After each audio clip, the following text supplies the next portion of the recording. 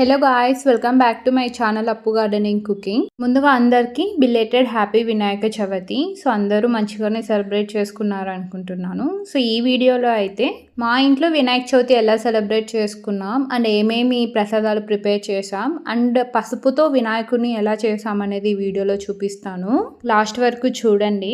ముందుగా గార్డెన్లో ఉన్న ఫ్లవర్స్ హార్వెస్ట్ చేసాము. ఇది ముందు రోజు. సో సూది మల్లెలు మంచిగా కాసింటే అవన్నీ హార్వెస్ట్ చేసాము. ఇలా హార్వెస్ట్ చేసిన వాటితో మంచిగా పూలదండ అనేది తయారు చేసాము. అండ్ హార్వెస్ట్ చేస్తే రోజు ఇన్నే వస్తాయి. బట్ ఏమైనా ఫెస్టివల్స్ అండ్ ఏమైనా అకేషన్స్ ఉంటేనే హార్వెస్ట్ చేస్తాం. రిమైనింగ్ టైంలో అన్ని చెట్టుకే వదిలేస్తాము. ముందు రోజు నైట్ మల్లెపూలు అండ్ చెండు పూల మాలని కుట్టేసాము. సో ఇది నెక్స్ట్ డే అంటే పండగ రోజు మార్నింగ్ 3:30కి లేసి ఫ్రెష్ అప్ అయిపోయి ఇలా మనం ప్రసాదాలు ప్రిపేర్ చేస్తాం కదా, వాటికి ప్రిపేర్ చేస్తున్నాం. ముందుగా అయితే పూర్ణం అనేది రుబ్బేసి పెట్టుకున్నాము. ఫస్ట్ ప్రసాదం అయితే ఓలిగా. సో ఓలిగాకి మనం ముందుగానే పిండి అనేది తడుపుకోవాలి కదా. ఇక్కడ 2 కప్స్ తెల్లగోధుమ పిండి అండ్ 1/2 కప్ చిరోటి రవ్వ అండ్ కొంచెం సాల్ట్ యాడ్ చేసుకొని ఇలా మంచిగా మిక్స్ చేసేసుకొని ఇందులో ఆయిల్ యాడ్ చేసుకొని ఒకసారి మంచిగా మిక్స్ చేసేసుకొని వాటర్ యాడ్ చేసుకొని మంచిగా కలుపుకోవాలి. వాటర్ యాడ్ చేసుకున్నాక మంచిగా కలుపుకున్నాక ఇలా టెక్స్చర్ అనేది వస్తుంది. సో ఇలా సాఫ్ట్గా ఉండాలి. పిండి అంతా తడుపుకున్నాక మరి ఆయిల్ యాడ్ చేసుకొని మంచిగా మిక్స్ చేసేసుకొని ఫైనల్గా ఆయిల్ యాడ్ చేసుకొని పక్కన పెట్టేసుకోండి. బాగా నానాలి పిండి అనేది. ఇది సెకండ్ ప్రసాదము. పూర్ణాలకి ప్రిపేర్ చేస్తున్నాం. మనం బ్యాటర్ అనేది ప్రిపేర్ చేసుకోవాలి కదా. 1 అవర్ ముందే రైస్ అండ్ ఉద్దిపప్పుని నానబెట్టుకోండి. వాటర్ అన్ని తీసేసి ఇలా స్మూత్గా గ్రైండ్ చేసుకొని పక్కన పెట్టేసుకోండి.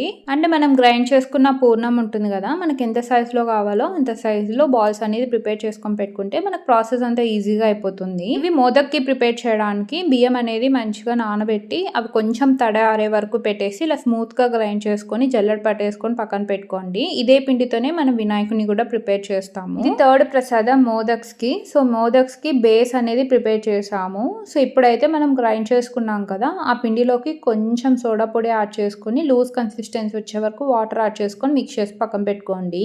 పూర్ణాలకి ఎప్పుడు కూడా పిండి అనేది కొంచెం లూజ్ గా ఉండాలి అండ్ లోపల పెట్టే స్టఫ్ అనేది థిక్ గా ఉంటే మంచిగా వస్తాయి. పూర్ణాలకి కొంచెం పిండి తిక్కుగా ఉన్నా కూడా బయట లేయర్ అనేది చాలా తిక్కుగా వస్తుంది. సో అవి చల్లగా అయినాక తినాలంటే హార్డ్గా అనిపిస్తుంది. సో థిన్ లేయర్ ఉంటే చాలా మంచిగా ఉంటాయి అవి కొంచెం చల్లగా అయినా కూడా.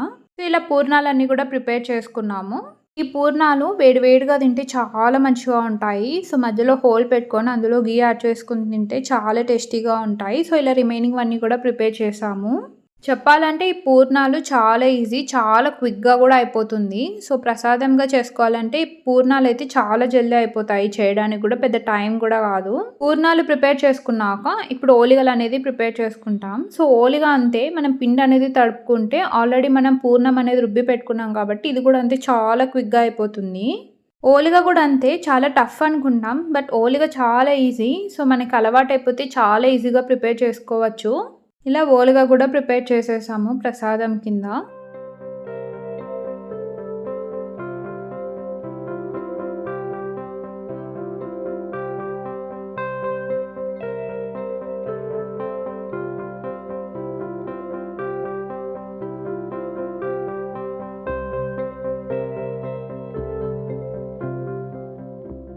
ఇలా ఓలిగలు కూడా ప్రిపేర్ చేసేసాము. మా ఇంట్లో పండగ రోజు ఏమేమి ప్రిపేర్ చేసాము అనేది చూపిస్తాను. సో ఇదైతే చిత్రాన్నం, లెమన్ రైస్ అండ్ ఇవైతే వినాయకుడికి చాలా ఇష్టమైన మోదక్. లోపల బెల్లం అండ్ కొబ్బరి స్టఫింగ్ ఉంటుంది.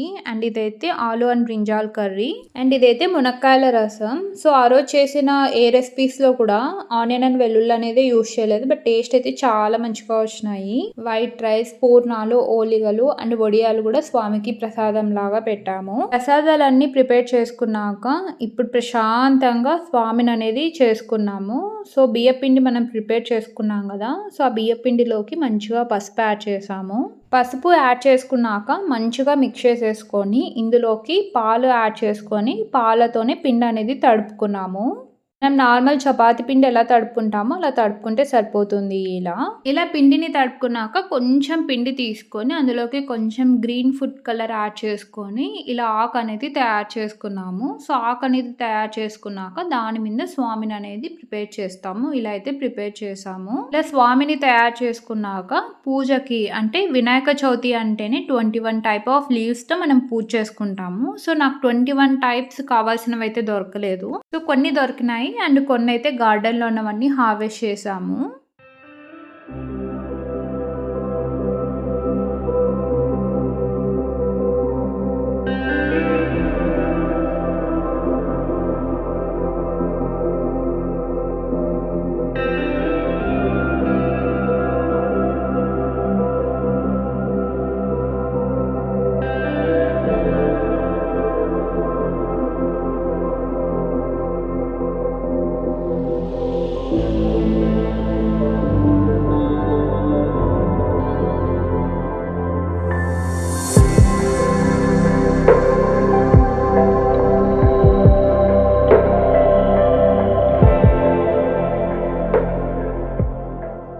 ఇలా గార్డెన్‌లో ఉన్న ఆకులన్నీ హార్వెస్ట్ చేశాక ఇంక పూజ అనేది స్టార్ట్ చేశాము. ముందుగా అయితే వినాయక స్వామిని అభిషేకం చేసుకున్నాము.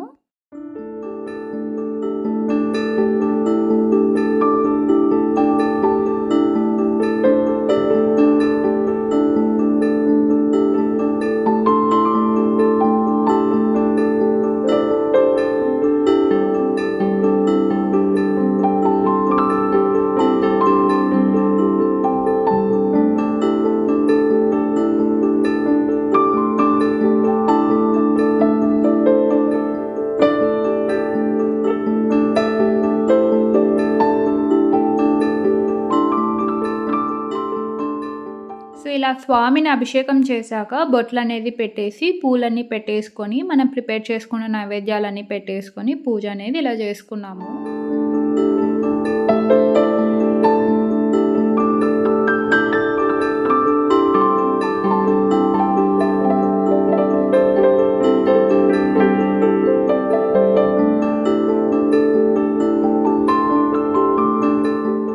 ఇలా క్యూట్‌గా స్వామిని ఇంట్లోనే ప్రిపేర్ చేసుకొని పూజంతా ఇలా సెలబ్రేట్ చేసుకున్నాము. ఇలా మా ఇంట్లో వినాయక చవితి అనేది ఇలా సెలబ్రేట్ చేసుకున్నాము. ఆ రోజు ఈవినింగే స్వామిని నిమజ్జనం చేసేసాము. ఇలా స్వామిని నిమజ్జనం చేసేసాము. సో, ఇలా నిమజ్జనం చేసేసాక ఆ వాటర్ అనేది కొంతసేపు అలానే పెట్టేస్తే 2 అవర్స్‌కి మంచిగా అదనేది కరిగిపోతుంది. ఇలా నిమజ్జనం చేసుకున్న వాటర్ ఎవరు తొక్కని చోట వేస్తే సరిపోతుంది. ఇలా మా ఇంట్లో వినాయక చవితి అనేది ఇలా సెలబ్రేట్ చేసుకున్నాము. సో, మేము ప్రిపేర్ చేసుకున్న వినాయకుడు ఎలా ఉన్నారో కామెంట్ సెక్షన్‌లో చెప్పండి. వీడియో నచ్చితే తప్పకుండా లైక్ చేయండి, షేర్ చేయండి, ఛానల్‌ని సబ్స్క్రైబ్ చేయండి. వీడియో ఎలా ఉందో తప్పకుండా కామెంట్ సెక్షన్‌లో చెప్పండి. నా నెక్స్ట్ వీడియోలో కలుద్దాం. Thanks for watching. బాయ్.